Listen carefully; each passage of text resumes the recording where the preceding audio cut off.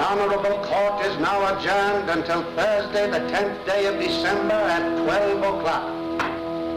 Good afternoon. The front two and the spare are all right, but the left rear one is causing me great anxiety. Switched mine. If I don't get another year out of them, I shall be very disappointed. You know, that grandson of mine is a most unusual infant.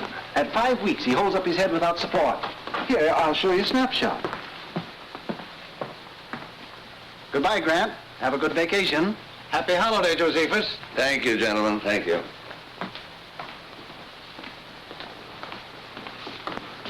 Mr. Justice? Well, Could we have a word with you, Justice Grant? Just a few questions. I stopped answering questions when court recessed about 3 minutes ago. What do you know about Come in, come in. Here we go.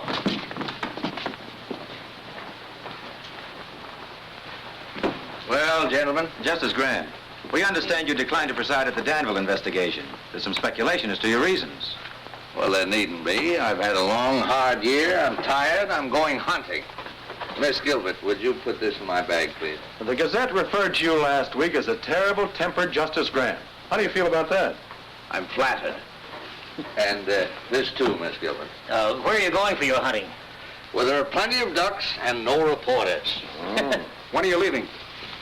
A moment after you do. Good day, sir.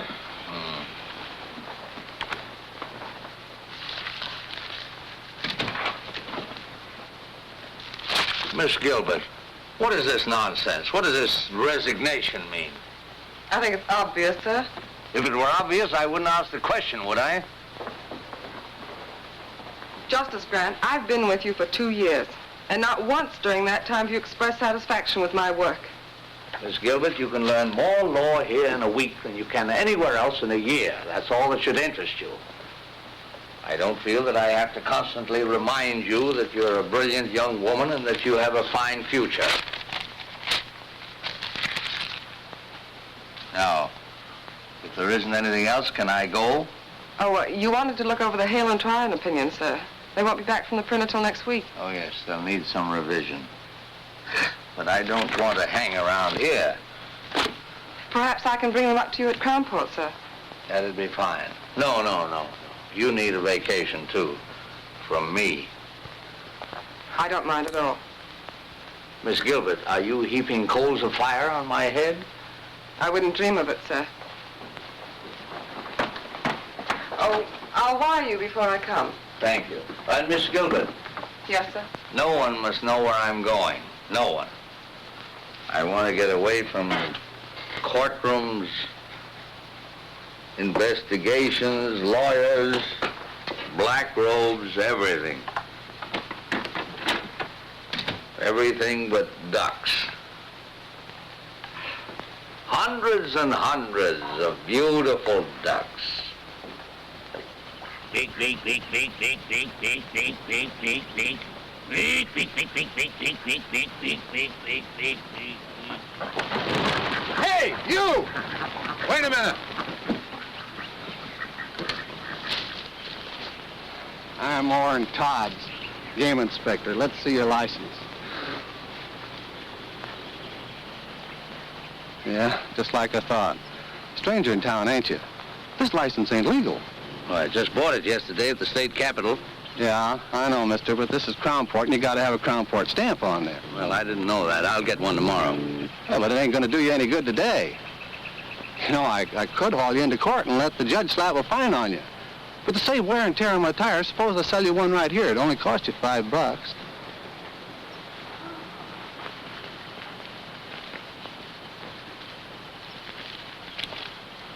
You know, the $5 is just for the stamp. I usually get a little something for my trouble, too. Well, you don't understand. I'm giving you a break, brother. Yeah, I never pay off twice, brother. Come on. Well, look, let me explain it to you.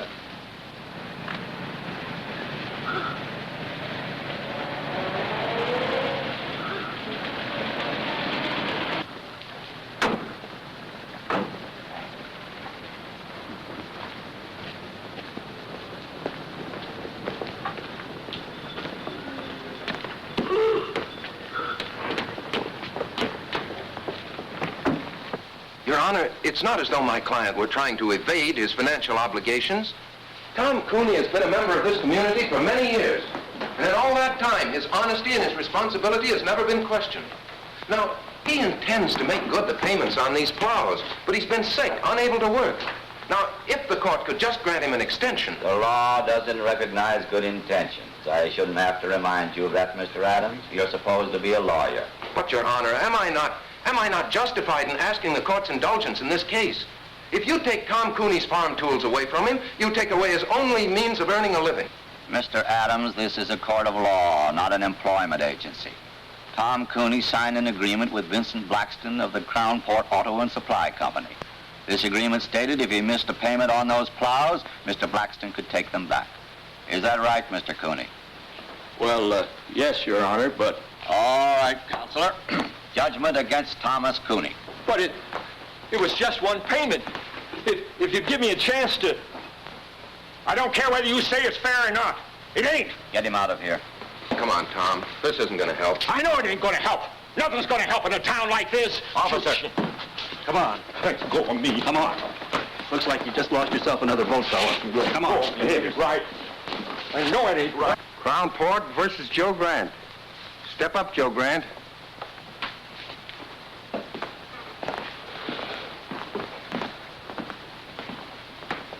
Name?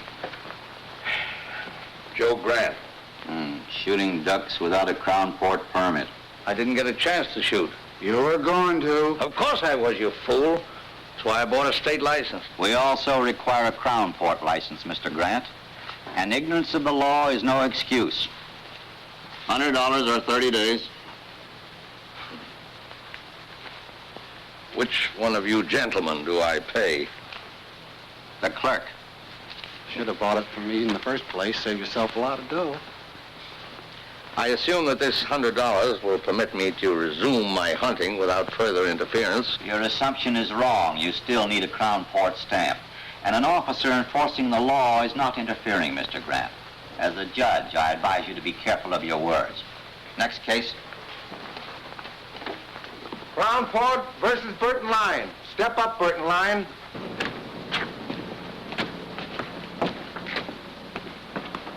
Hi, Tom.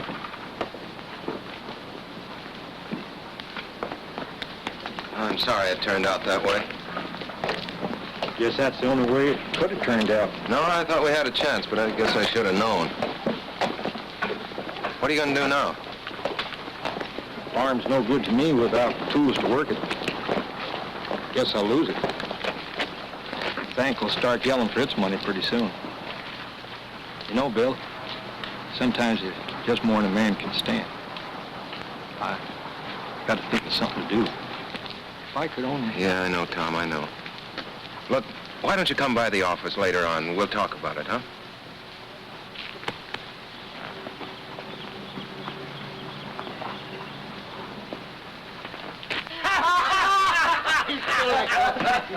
Hello, boys.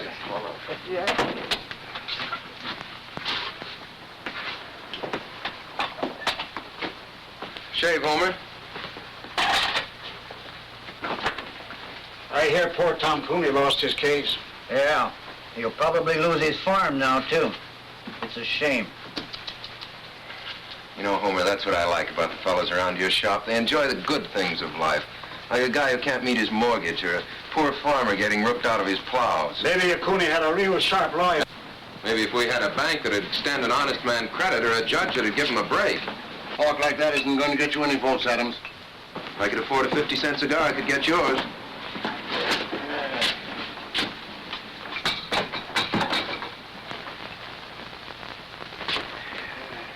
Just the shave. Sure, mister. Stranger in town? Yeah. Aiming to stay long? Long enough to get a shave. Great little town, isn't it, old-timer?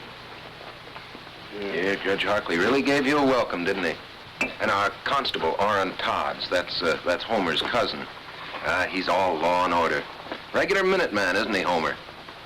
How many minutes did it take before he tried to shake you down? It's a shame. Ever notice how a fellow who can't make a living in a town always tries to run it down? You know Mr. Grant, isn't it? Yeah. Mr. Grant, might be fun to bust up one of the constable's little rackets. How about being a guinea pig? Let me turn this into a test case. Mister, there ain't a case this ambulance chaser wouldn't take. There was $2 to vote in it for him. How's it, boys? Howdy, Mr. Mayor. Much of a wait, Homer? Wait in a minute, Mr. Mayor. Hello there, my worthy opponent. I'm sorry about Tom Cooney. I hope he doesn't go to pieces over this. Well, he's really got something to go to pieces over. You know, it's a funny thing about some fellas. No matter where you put them, everything goes wrong for them. Hiya, Tom. You looking for me? I'll be with you in a minute. Yeah. Look, Mr. Mayor, if there's anything I can do for you, if you're in need of a little ready cash or something... I don't want charity. I But I can't change the law, Tom. You're the mayor. But I'm not a nursemaid to every man in town who can't take care of himself. All right, Cooney, that's enough. Now beat it. Keep your hands off. let him alone, Blackston. Oh. No, don't. This is all my fault.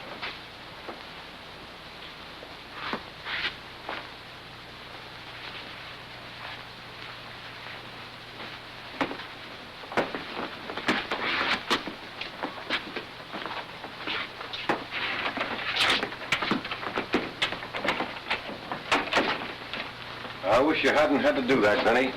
He's had it coming to him for a long time. That boy is turning into an awful radical.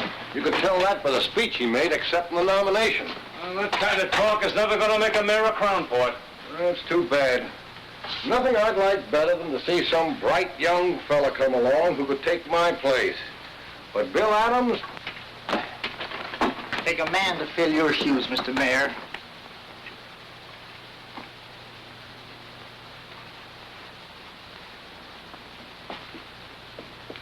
Ned Darrow dropped in this morning. Said to give you his regards.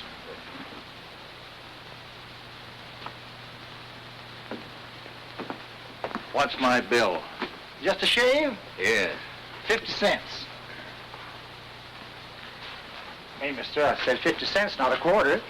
Guess you made a mistake, friend. No, you made the mistake, friend.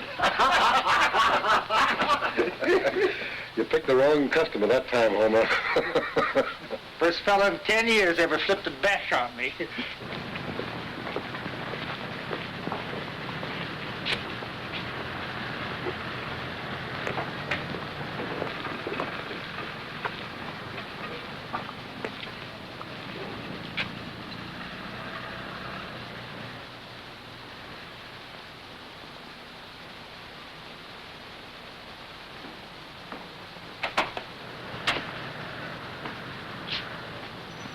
Come on in, old-timer.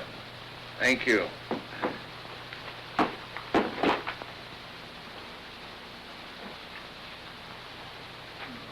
Well, you interested in boats? Yeah. That's a rather interesting model. She's the Columbia, a square-rigged four-master. Nice work. Oh, and here's a nice one. This is the barkentine. Form is square rig, the other mast fore and aft rig. Rather unusual. For sale? Oh, no. No, they're not that good. It's only a hobby, just for fun. I see you're running for mayor. Yeah. Sort of a hobby, too, just for fun? No, not quite. Mayor Coniston, you saw him in the barber shop. Oh, he and his boys have been running this town for a long time. Make it pretty tough for anybody who comes up against them. Yes, I gathered as much. Well, a lot of people have been getting tired of it. I haven't much time myself. The Army's going to grab me in a couple of months, but I thought I might at least get the ball rolling and for once give them a fight. But not too much of a fight. Something you wanted to see me about, Mr. Grant? In the barber shop, Mr. Adams, you mentioned the fact that you might like to make a test case of my fine. Were you serious? Yes, I think you've got a case. You do? How would you go about it? Well, we'd, Of course, the law requires a stamp. I didn't have one. No, but I think I could work out an appeal. An appeal? On what grounds? Was the fine illegal? Oh, no, they had a right to fine you. The fact that I was unfamiliar with the law? Oh, no, that's no excuse, obviously. Obviously. Then what would you base your appeal on, Mr. Adams? The fact that it's Tuesday and the sun is shining? Look, I haven't had much time to give it thought, but I can figure out an angle. There must be one lying around somewhere. Oh, yes, I'm sure there is. In the meanwhile, you can always make a living as a carpenter. Hiya, Bill. Oh, you busy? No, Charlie, come on in. Mr. Grant, Charlie Craig, my campaign manager. How do you do, sir? Hi. Any new votes, Charlie? About enough to fill a dog's ear. Say, I just heard about Tom Cooney. Yeah, he's taking it pretty hard. I signed the same kind of note he did, so it don't look so good for that tractor of mine either. You couldn't get me a couple of weeks postponement, could you? I'll try, Charlie, but there's no use appealing to Blackston, not with the way he's got his business set up. His hopping on my tail wouldn't burn me if I hadn't had so much trouble with that tractor. Every time I needed a spare part, I had to send for it myself. Blackston never carried them in stock. Did Blackston promise you such service? Well, no, there's nothing in the contract about providing service. Has Blackston lived up to all his legal obligations as seller of the tractor? Well, sir, you sound like a lawyer yourself, Mr. Grant. Yes, well, I was about 20 years ago. Well, maybe you could give Bill here a pointer or two. Anyway, I'm glad to have met you. Be seeing you, Mr. Mayor. I'm going out and see if I can't agitate a few votes for you. Well, Mr. Grant, since you have some knowledge of the law, you've probably decided there's nothing much I can do for you. Well, what about Craig? What are you going to do about him? What can I do for him? With Harkley on the bench, you saw what happened to Tom Cooney. You can't blame that on Judge Harkley. You went into that courtroom without a defense. That's why you got whipped. Well, then I guess I'll get whipped again. I guess you will. You're not much of a fighter, are you, Mr. Adams? Except in barbershop brawls. Oh, stop it. You can't fight brass knuckles with spitballs. The trick in this town is either to play the game their way, and I haven't the stomach for that, or to be as smart as they are. The trick, Mr. Adams, is to be smarter. Well, does that wind up your business? Or are you going to stay and give me the first 5 lessons in how to win friends and influence judges? No, Mr. Adams, I'm not. Those lessons have been written, and very well written, in books like this and all the others. And somewhere in one of them there's a lesson mentioning that in any transaction between a seller and a buyer, there are laws governing the behavior of both parties. But I doubt if you can keep afloat long enough to find it. You know, Mr. Adams, I've seen you in action now as a lawyer, as a candidate for mayor, and as a shipbuilder. And if you'll take my advice, you'll stick to shipbuilding. There's a great future in it for lawyers.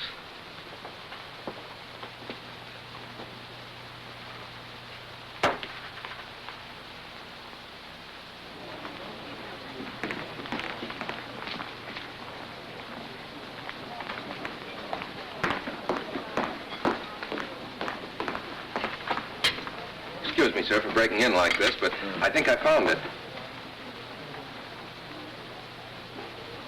Yes, that covers it. You said you hadn't practiced law for 20 years. Imagine remembering a thing like that. Have you had dinner, Mr. Adams? No, thanks, not hungry. I think this will cover it. It should work, but I've been battered down by those guys so often, I guess I haven't too much confidence.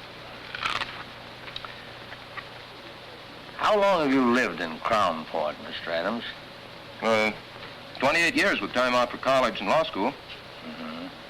Never established residence in any other state? No. You're sure of that? Well, of course. Well, we went to Mexico for a few months when I was 7, but... Did you file an income tax return for 1939 and 40? Well, sure. I didn't pay anything in 1940. I didn't earn enough, but I filed a return. And your figures were honest, correct, and would bear investigation? What? Why, of course they were. No, you're getting nervous, Mr. Adams. I'm not nervous. I'm merely trying... Yes, you are. You're flustered. You're raising your voice. Well, why shouldn't I raise my voice? You've as good as accused me of falsifying my income tax. I've accused you of nothing, Mr. Adams. Now, look, I don't know what you have on there, but I want to tell you that... Take a look.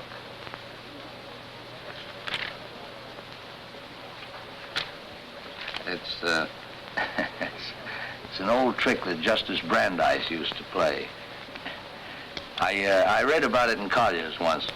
You see, it's an unfortunate fact, Mr. Adams, that every man, even you and I, has done something that he doesn't want anybody to know about. Now, if you can make him think that you're holding in your hand the skeleton in his closet... You've got him. Well, let's say at least you've got him squirming, nervous, worried, as you were. But if that man happens to have a really guilty conscience...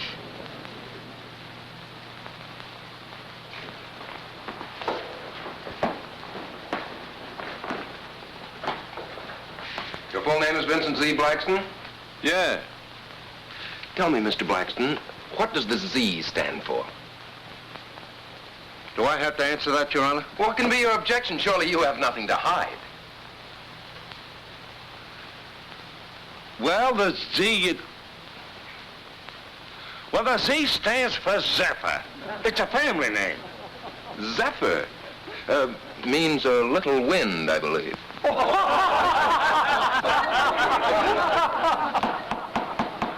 Quiet. Mr. Blackston, you're the owner and manager of the Crownport Auto and Supply Company? Yes. The sole owner?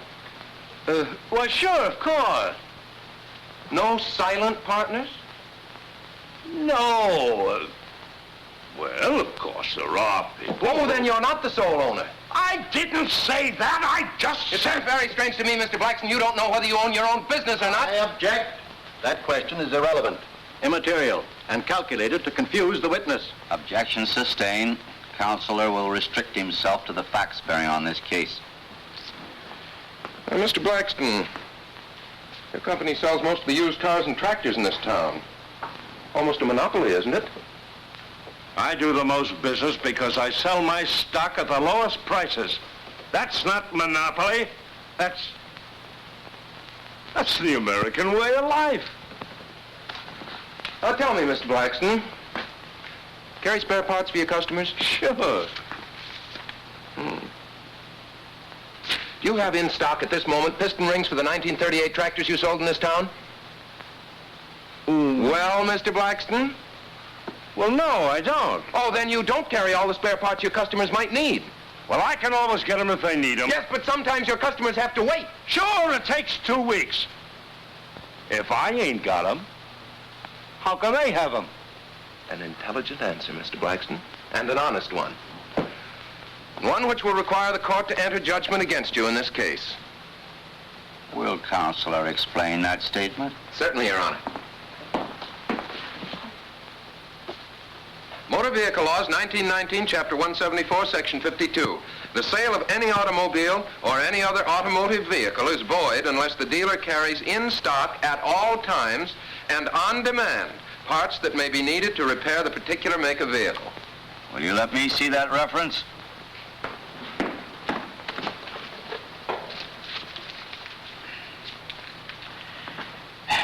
Counselor would seem to be correct.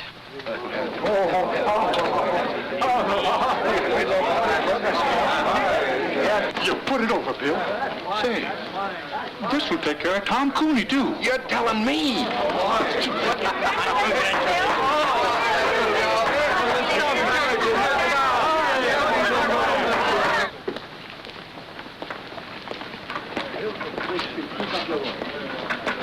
Mr. Grant.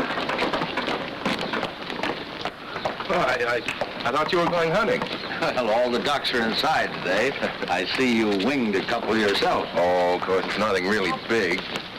Oh, who am I kidding? I'm so tickled I feel like a combination of Superman and a member of the Supreme Court.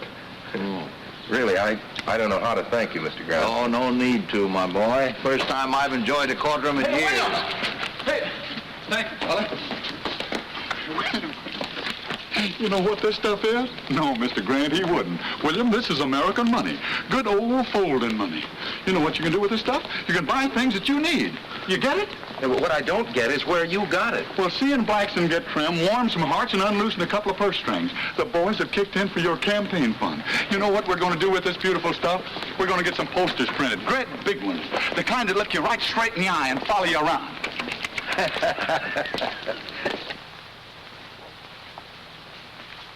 Why get frightened? So Adams does win one rotten little case. Do you know what that case cost me? You can afford it. If it had happened to your hotel, Roscoe, you'd scream like a stuck pig. Stop it. Seriously, Jim, you don't see Adams as real competition. Well, as things stand now, no. But if a lot of people start thinking of Bill Adams as the people's champion, well... Jim, there was nothing else I could do.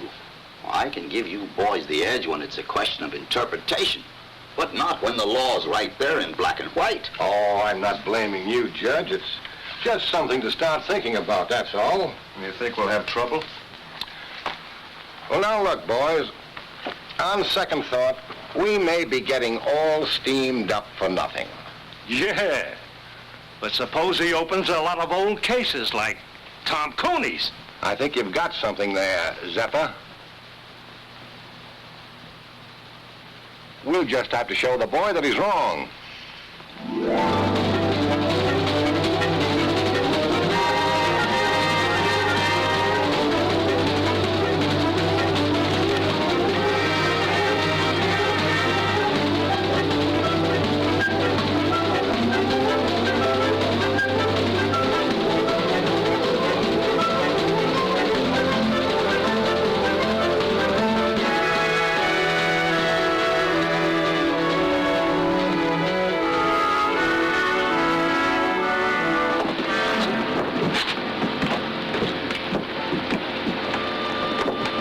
Miss Gilbert? No. Miss Gilbert? Yes? Oh, that's better. That's much better. I'm Bill Adams. Mr. Grant asked me to meet you. Yes, I know. Here, let me take that. The car's over here.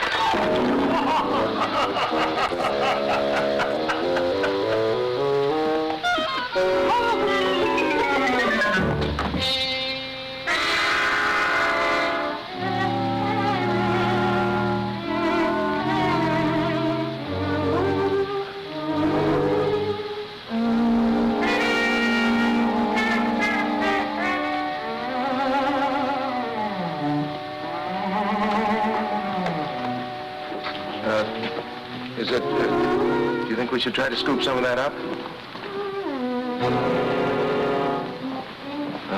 No, I guess not, huh? Well, everything seems to be under control, but... Would it be all right with you if we went to your car now? The car? Oh, no. No, yes. Right here.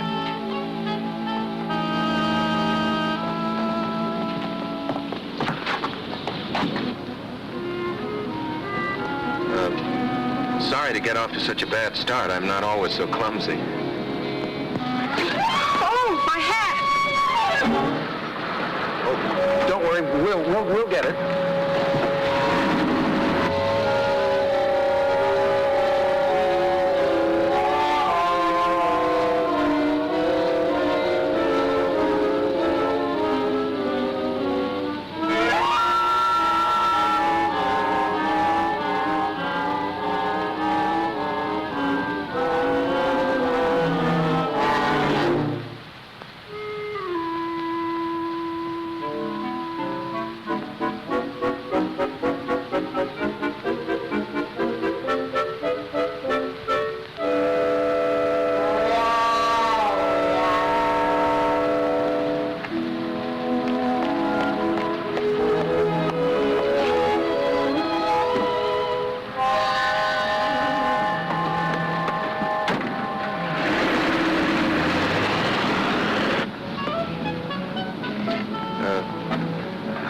Have you worked for Mr. Grant?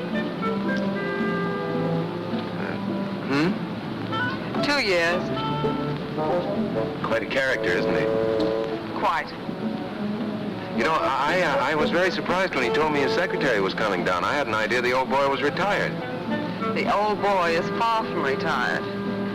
Where is he now, Mr. Adams? Well, he went over to Wellbridge this morning to do some hunting. He ought to be back soon. I was going to drive you around the town, but I guess you'll want to get cleaned up now. Yes, I think I will. Well, I'll take you straight to the hotel.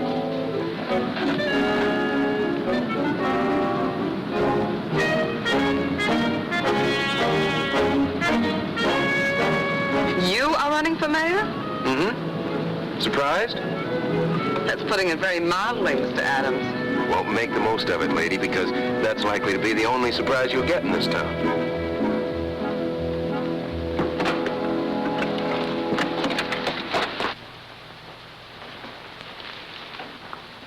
Who's the girl with Adams? Don't know. What difference does it make? I'd like a room, please, by the day. No baggage? Well, she's just here. I don't register women without baggage in my hotel. Henry, show this lady out. But you don't understand. Yes, I do. Why, you... Please, Mr. Adams, let me explain. Come on, sister, beat it. Take your hands off her. Oh, yeah?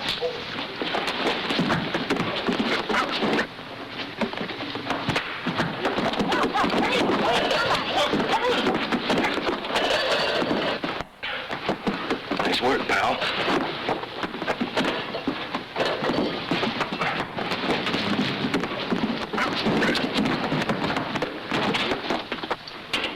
I tell you, you can't do this. Look facts in the face, mister. Oh, but officer. Hey, officer! Hey, Sergeant! Sergeant, I want to use that phone. Will you please keep quiet, Your Honor? Just trying to get us out of here, you know. Why didn't you think of that before you got us in? Look, I'm very sorry this happened, but it isn't my fault. I suppose I started the fight. You sure did all right once it got going. Oh, what a gal. And what a wallop. Yeah, Miss G, you're really some scrapper. Say, Roscoe Suede asked me to call you, Judge. We've got Bill Adams in here with a dame, assault and battery. How long do you want us to hold him here? Oh, just let them stew for a while, Sergeant. Adams will probably want to get in touch with me. Oh, he does, huh? Well, I'm out of town. You can't reach me anywhere. That's right. Overnight.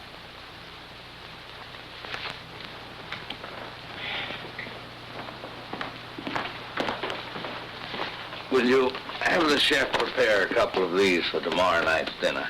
And I'll have my key, please. Yes, sir. What room did you put Miss Gilbert in? Gilbert? Gilbert. There's no Miss Gilbert registered. Well, that's strange. Anything wrong, Mr. Grant? Well, yes, I was expecting my secretary today. Mr. Adams was to have met her. Your secretary? Yes. Miss Gilbert, Miss Lucy Gilbert. Have you heard from her? Oh, no, not exactly. Well, that is, she was here, but... Where is she? Well, Mr. Grant, you see, we had a little trouble. And Where is she? she's with Adams in the county jail. Well, you get them out of there, and fast. Yes, sir. Yes, sir, right away. Bertie, get me Judge Hartley, quick. Yes, sir.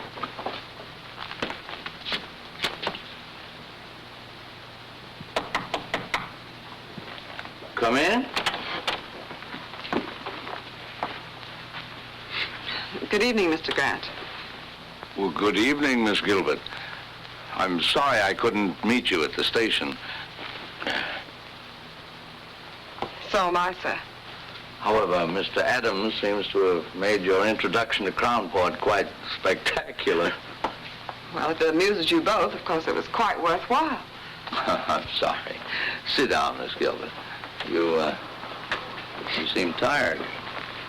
What happened? Well, when I said the boys were playing with brass knuckles, I wasn't kidding. Look, I win a case from Blackston. That makes a good impression around town. So I walk into Suede's hotel. Roscoe says something, provokes a fight, and I land in jail. That's the way Crownport's run, Mr. Grant. I hope the fact that Miss Gilbert was involved won't upset you. The fact that Miss Gilbert was involved upsets me a great deal. It strikes me that Suede, Carlson and company are just been a little too high-handed. Well, you can't fight the city hall, sir. As candidate for mayor, that's what you're doing, isn't it? Well, I suppose I am, but the boys are starting to play rough. Well, of course, if they play too rough, you can always go back to your shipbuilding. Yes, I guess I could. But right now, I'm going to go home and get some sleep. Miss Gilbert and I have a date in court tomorrow. Good night, Miss Gilbert. Don't hold me against Crownport. Thanks, sir.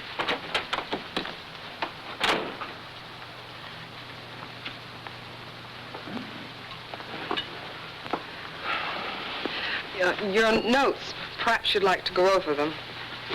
I gather somehow that you're not very much drawn to Mr. Adams. My personal reactions to him aren't important, sir. Well, I wouldn't be too hasty. He attracts too much trouble. He certainly does. His whole approach is wrong. He shuts his eyes and wades in as slugs. But he has good stuff. Do you think it wise to get involved with his problems? After all, you are on your vacation. Oh, I'm not involved. I'm just trying to give the boy a push. Come in. May I turn your bed down, sir? Oh, yes, certainly. Good night, Mr. Grant. Good night. Oh? Oh, I'm all right. Good night, Miss Gilbert.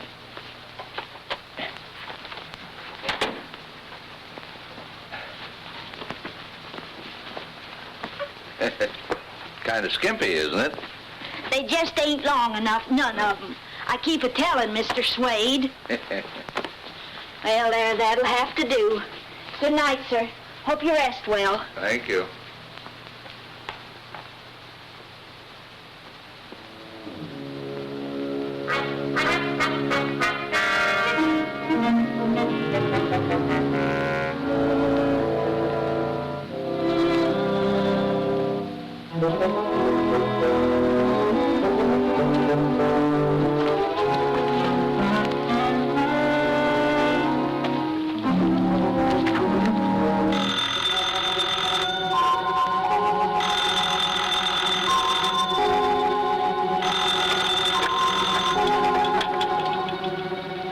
Wrong number. Mr. Adams, wake up. This is Mr. Grant. What? Wait a minute. Yeah? You want me to what? I said get into your clothes, get 2 yardsticks. Yardsticks. Come right over here and register for the night at the hotel. I'll tell you all about it when you get here, but get here. Right.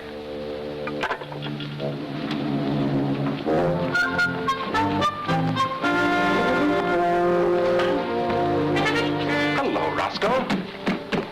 Give me a single room next to Mr. Grant's. I'll pay in advance.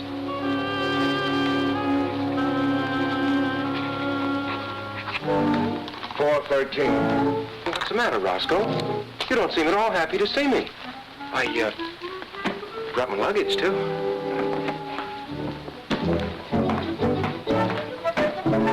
Why should he sleep here with yardsticks? He's got a place of his own.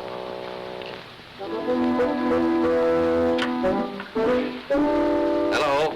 Get me Miss Gilbert's room, please. Where do we start? Why should he want to talk to her in the middle of the night?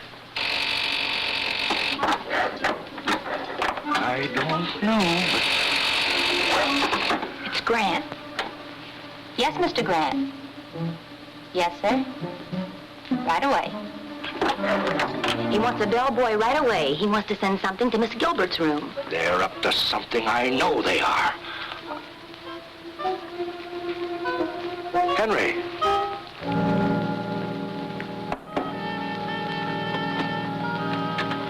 Take this yardstick to Miss Gilbert. Yes, sir. Mr. Suede said with his compliments. My compliments to Mr. Suede. I don't eat fruit.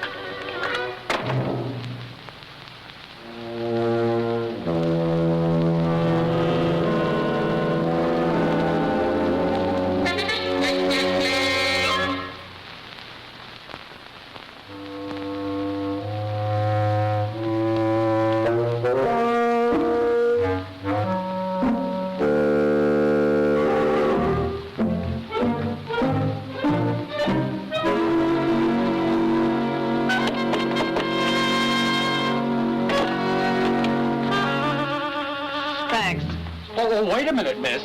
I've got a bowl of fruit for you. Mr. Suede said with his compliments. My compliments to Mr. Suede. Tell him I've lost my appetite.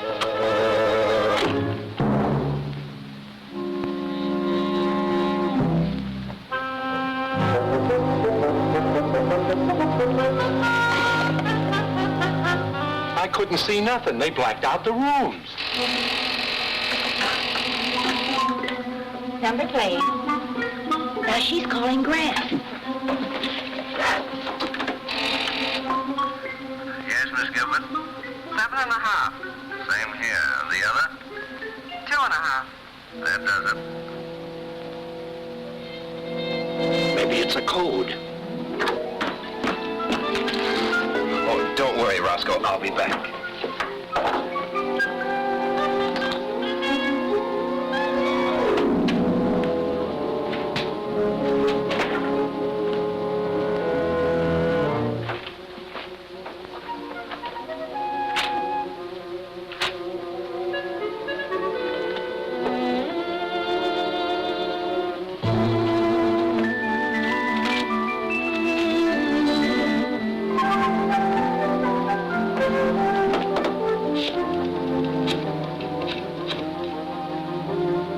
Suede's hotel? Give me Mr. Grant's room. Mr. Grant, you were absolutely right. It's 9 and 2. Yeah, I'll be back in a minute. Oh, I think Mr. Suede's going to be a little sorry tomorrow that he's bringing those charges against us.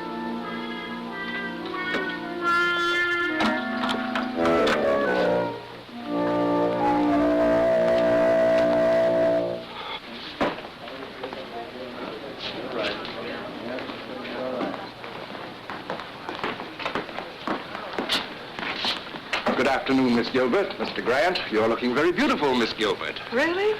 I didn't sleep at all. Probably nervous exhaustion due to the unfortunate experience you underwent yesterday. Ever spent any time in jail, Mr. Suede? Ever been sued for false arrest, Mr. Suede? Miss Gilbert, I've made up my mind to drop the complaint against you. Well, what about the complaint against Mr. Adams? He spent a few hours in jail, too. You've got nobody but yourself to thank. You started it hitting Henry. I'll forget you hit me. He didn't hit you. I did. Well, I'll forget that, too, but... But 6 hours in jail is something I won't forget, Mr. Suede.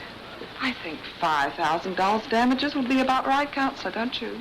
Well, I had thought of 10, but... No, I think 5 is enough. Oh, don't worry, Mr. Suede. I'll see that the money goes to a good cause. I'll invest it in war bonds.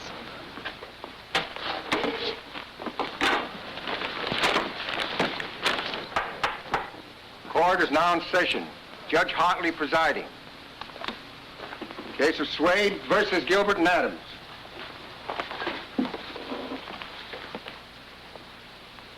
Judge, I move you throw my complaint out. The complaint against Miss Gilbert? Yes. Adams, too. We settled it by ourselves. Both of them, huh? Yeah. Wow.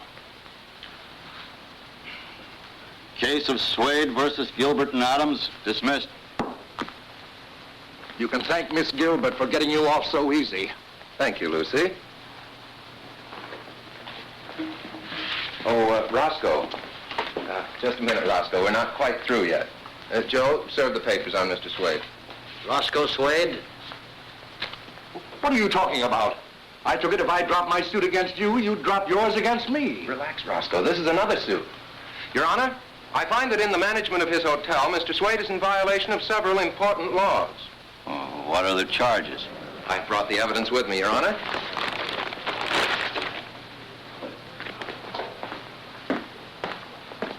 The hotel laws of this state, 1909, Section 52. All sheets provided in all hotels, hostelries, inns, or lodging houses shall be a minimum of 9 feet in length. 7.5 feet, Your Honor. All pillowcases shall be a minimum of 3 feet. 2.5 feet, Your Honor. There should be a minimum distance between all twin beds of 2 feet. Now, the beds in my room at the Suede Hotel were scarcely half a foot apart, Your Honor. I couldn't bring them in evidence, but I have witnesses who can testify as to my veracity. Let me see this reference. Certainly.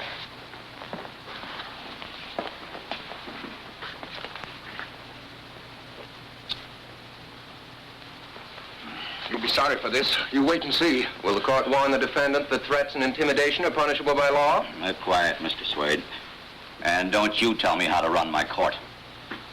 The law provides a fine of $50. For each offense. Are you prepared to face these charges at the present time? Yes. You plead guilty? Yes. And pay the clerk. Nice work, Counselor. Congratulations. Thank you.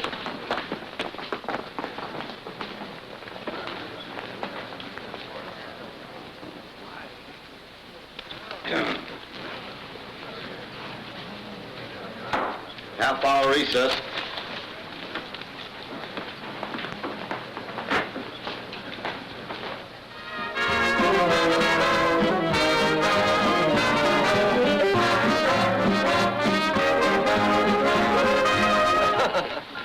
Well, this couldn't by any chance be a little gift from Mr. Suede. I thought we might end our celebration in style. What vintage is that, miss? California, 1938. Here, I'll do it, miss. amateur. The bottle resents me. Well, it popped anyway. You.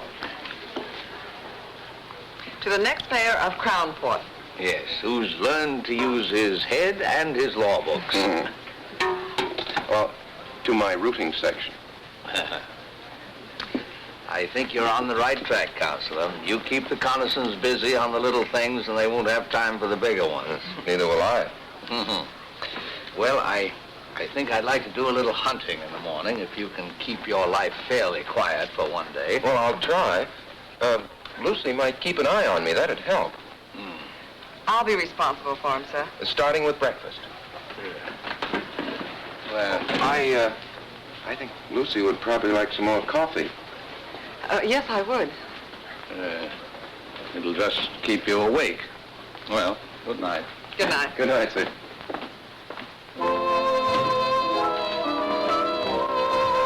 More coffee?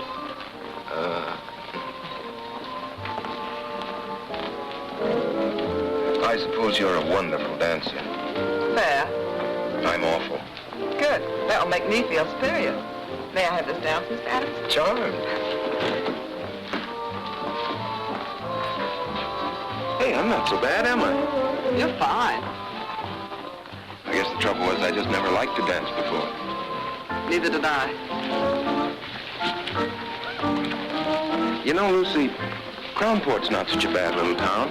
It's got a lot of nice people in it. You've just seen the worst side of it. Like you?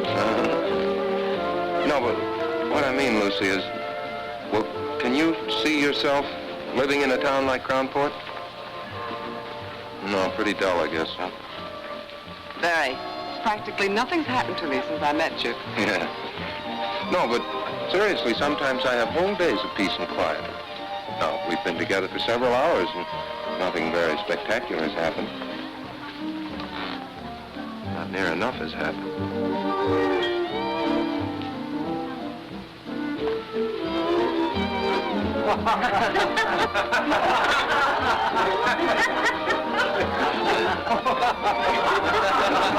Let's get out of here. Sorry. Sometimes we have whole days of peace and quiet. Good night, Mr. Adams. Oh, that date for breakfast still stands. Good night, Bill.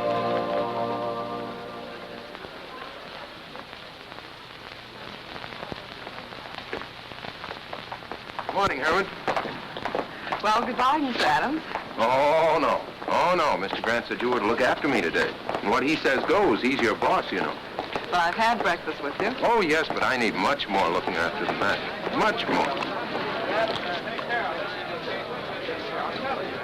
What the? Wait, Bill. Hey! I've been trying to find you. Look.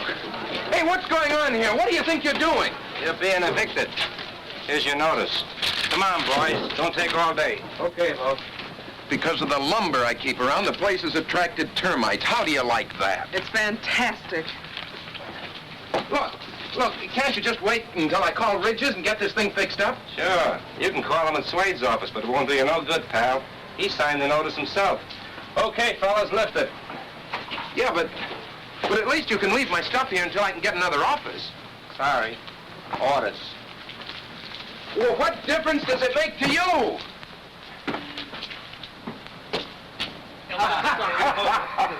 Oh, boy. Where's your telephone? Hi, over there. Thanks.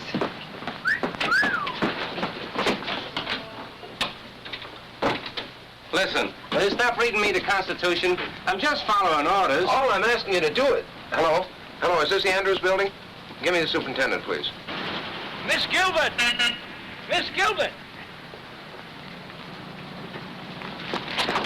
I've been looking for you, Mr. Grant. They're evicting Bill.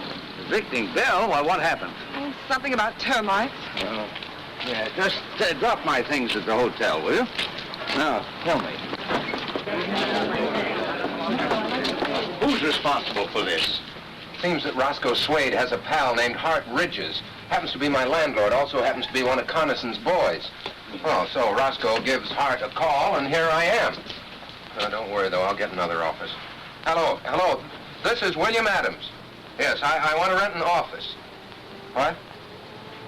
Oh, no vacancies. Can't we do something, Mr. Grant? Well, I don't know. Wait a minute. Be careful of those.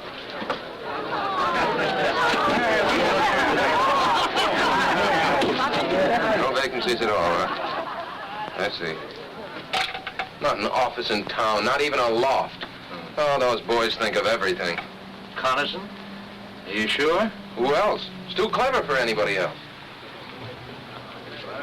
Let me stay there with you. Who's Bill Adams? Do you mean Mayor Adams? I'm Bill Adams. What do you want? Electric company. Got orders to discontinue service. Efficient, aren't they? You'll find the box in the back. Okay, thanks. What's the matter, Mr. Mayor? Can't you pay your bills? You shut your mouth. I'll shut it for you. Oh, no, Tom, no. That's what they want us to do, so let's not do it. Why not use my sitting room as temporary headquarters? Oh, well, that's awfully nice of you, Mr. Grant, but I couldn't do... Why not, Bill? You're not going to let them put you out of business, are you?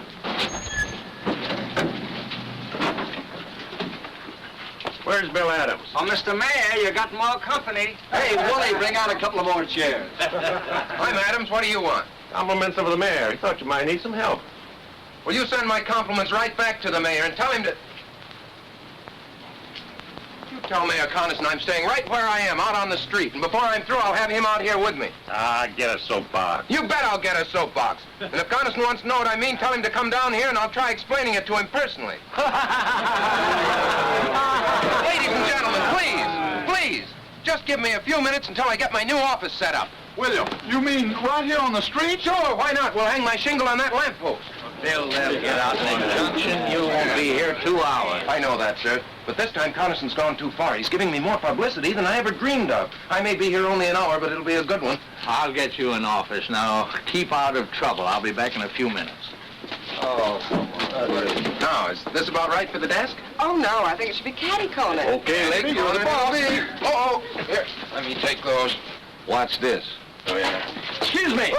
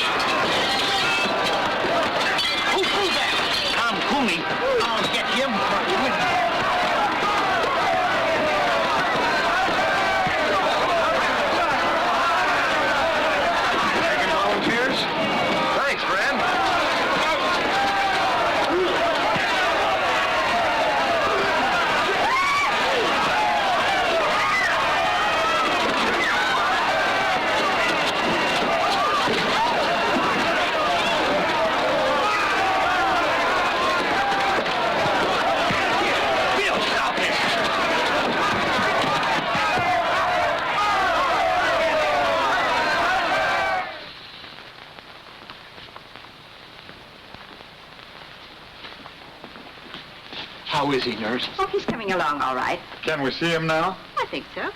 You fellas wait. We'll be right out. That'll do it, Mr. Grant. Oh, thank you. Well, where's Mr. Adams? How you feel, Mr. Maybe Grant? you better take it easy for a while. No, I'm all right. Where are Mr. Adams and my secretary? Well, he's in jail, and she's trying to get him out. Lucy. Did the doctor say you could get up? Oh, yes, I'm fine. Where's Bill? Still in jail. I've tried everything. They're holding him for a $15,000 bail, inciting to riot. This is outrageous. We'll have to find Judge Hartley. We've tried to. And he couldn't be found, as usual. You can find him at Coniston's rally, about an hour from now, up there on the platform, shooting his big mouth off. No, we'll find him before then. It's no use, Mr. Grant. They got us all sewed up. They always do. Yes, but they took one stitch too many this time. They always do that, too. Come on.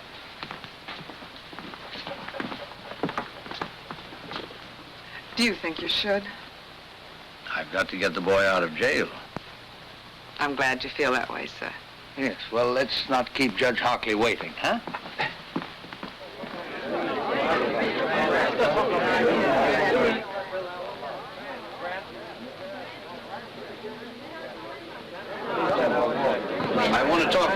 Hockley. Sorry, I haven't any time to give you right now. I'm afraid you'll have to find time. See here, you... Judge Hockley, acting on my rights as a citizen, I demand that you swear out warrants for the arrest of Ridges, Suede, Blackston, and Mayor Carlson. You're crazy. On what charges? Conspiracy, abuse of public office, inciting to riot. I suggest that you come to the jail with us now and release Mr. Adams and sign those warrants. We'll need a couple of more warrants, too, for some hoodlums. I have their names. You are crazy. You can't push your way into my house and order me around. Do you realize I can have you arrested for disturbing the peace, all of you? Let's just postpone that, Judge. Ladies and gentlemen, will you excuse us for just a minute?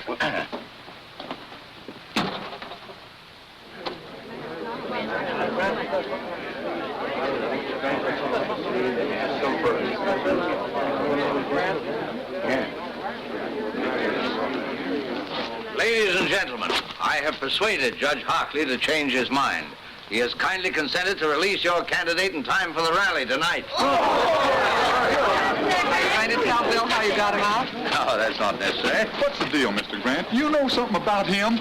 No, on the contrary, he knows something about me.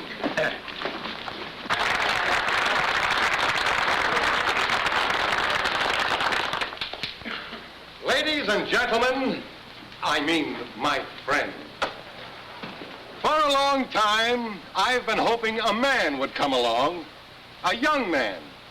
Because like I always say, the future of our great country belongs to the young folks who could take over and give us old folks a chance to sit back and take things easy.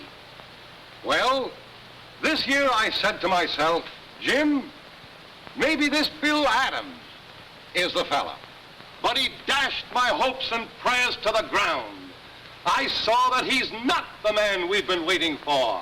That he's nothing but an agitator, a troublemaker, stirring up neighbors against each other. He said he'd be here tonight.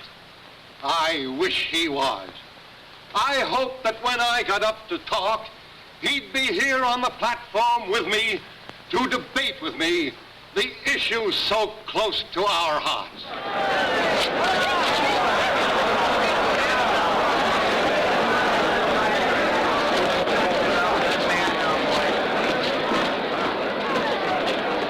Bill Adams, if you think you're going to break up this rally, you're crazy. Did you let him out? Mr. Mayor, well, Chief Perkins here, he's got a warrant for your arrest. And for the arrest of Blackston, Ridges, and Suede. Take your hands off me. Jim, I couldn't help it. Honestly, you just better come along. Attention, please. Quiet, quiet, everybody. My friends, I never thought he'd dare do this. But you can see for yourselves now to what lengths this radical will go to sabotage a peaceful meeting of the people. But I'm calling his bluff. I'm going to make him bring out the witnesses to prove this. As mayor of this town, I got a right to call a special hearing, and I do. So the issues will be clear when you go to the polls to vote tomorrow. You'll be sorry you ever started this.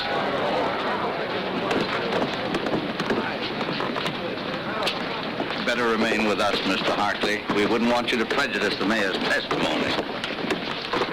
Any place there, folks. All right, find a seat and sit down. Sit down.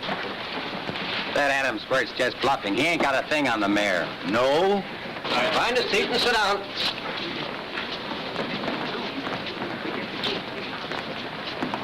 Mr. Grant, I still don't understand.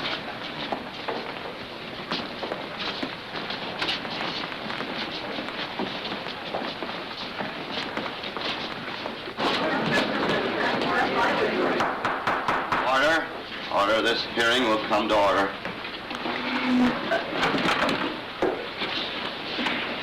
Judge Hockley, my friend, I'm not on trial here. Bill Adams has made accusations against me. He's had a warrant sworn out for my arrest. This is a hearing to show you that he has no proof of anything he says. That he's trying by a cheap trick to win an election he can't win by fair play. Judge Hockley. Mr. Mayor, you'll have to moderate your tone. This is very irregular. Step one side and clear the aisle, please.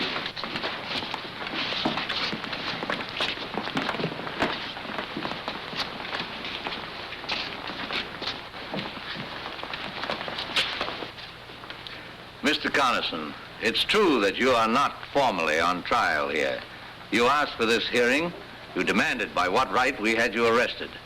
We're here to tell you and to accuse you of conspiring against men who honestly oppose you, of inciting a riot with reckless disregard for human safety, of abusing the office to which you have been elected by the people of this town. And these accusations we are prepared to prove. I hate to see the old boy get himself involved like this. Don't worry about the old boy now, darling. Mr. Mayor, Mr. Grant has obtained confessions from these men. They have told Mr. Grant that acting on your orders, they started the riot this morning in order to make possible Mr. Adams' arrest. They have sworn to these facts. Because of this, Mr. Grant was able to demand a warrant for your arrest. Mr. Grant swore out a warrant from my arrest. A man who doesn't even live in our town. A meddling old fool who does nothing but shoot ducks and start trouble. Jim, don't say that. I'll say anything I please. I demand to know who this man is. Who is this Joe Grant? Jim, do yourself a favor. Don't ask. That's all right, Judge Hockley. Mr. Carlson, it's not Joe Grant. It's John Josephus Grant. Where you from, Grant? Washington, D.C. Jim, please, no more questions. Mr. Grant. Shut up! I'll ask all the questions I please. By what right? And what do you do, Mr. Grant? Mr. Carlson, I am a judge, an associate justice of the Supreme Court of the United States.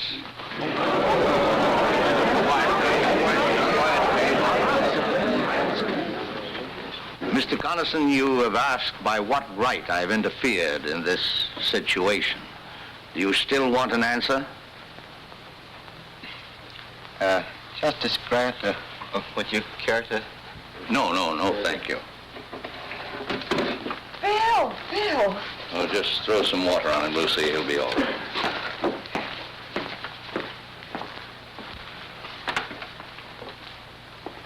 Your Honor, Mayor Carlson, it's only right that you should know why I, a stranger, have become involved in your affairs. Believe me, it's not because I am a justice of the Supreme Court. It's because, like all of you here, I am a citizen of this country. That is no little honor. Men have fought revolutions, have died to be called citizen. And as citizens, we carry a burning responsibility. It means that when we elect men to public office, we cannot do it as lightly as we flip a coin. It means that after we've elected them, we can't sit back and say, our job is done. What they do now doesn't concern us. That philosophy of indifference is what the enemies of decent government want.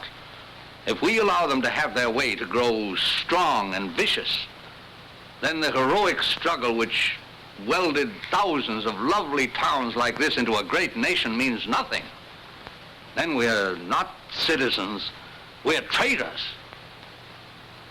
The great liberties by which we live have been bought with blood. The kind of government we get is the kind of government we want. Government of the people, by the people, and for the people can mean any kind of government. It's our duty to make it mean only one kind, uncorrupted, free, united. I believe, Mayor Carlson, that I've answered your question.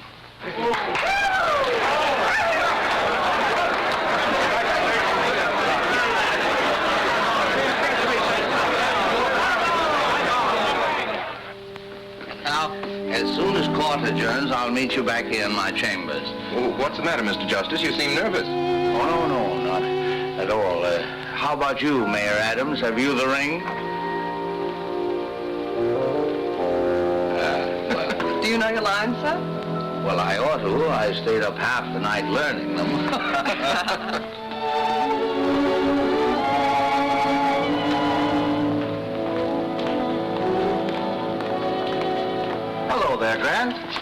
I'm glad to see you. Thank you. You're looking fine, Josephus. How was the hunting? Oh, best I ever had. Good morning, Your Honor.